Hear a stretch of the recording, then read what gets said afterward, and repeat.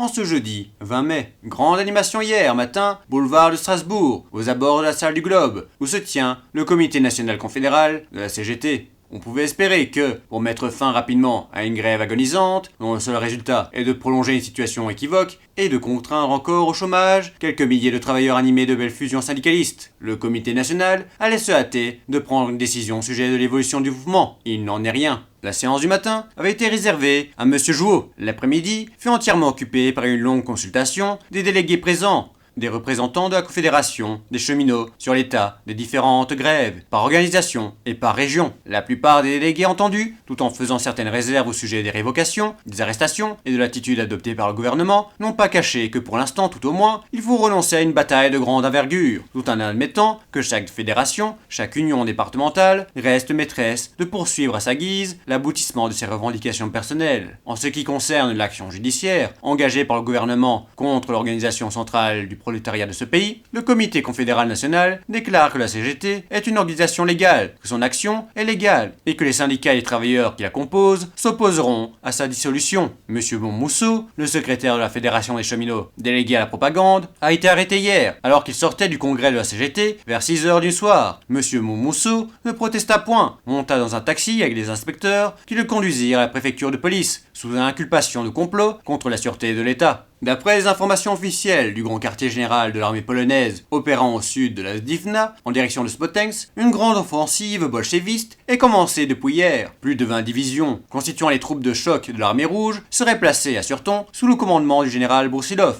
Après une résistance acharnée, les premières lignes polonaises ont dû céder devant les assauts répétés de l'ennemi. Nos forces principales, déclare le communiqué, retranchées sur de puissantes positions, s'apprêtent à briser cette nouvelle vague bolchéviste. En Ukraine, la situation est sans changement, mais on signale une concentration de forces ennemies sur le front de Kiev. De nouvelles et dures batailles sont à prévoir sur ce point.